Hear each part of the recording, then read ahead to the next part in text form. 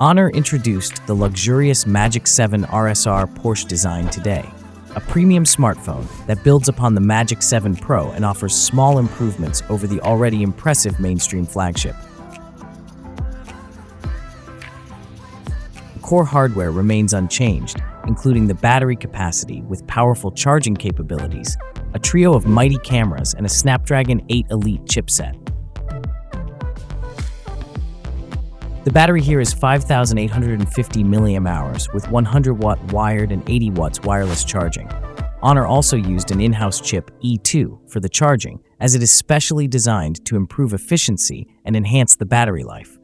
The Magic7 RSR Porsche Design has a 6.8 inches LTPO OLED with 1 billion colors and a full HD Plus resolution.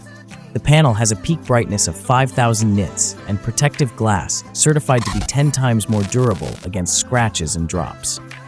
The fingerprint scanner under the panel is now ultrasonic.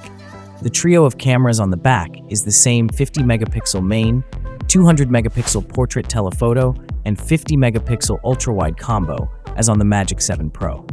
However, Honor brought a 1200-point LiDAR solution for the periscope lens to improve stabilization even in 60 FPS video recording.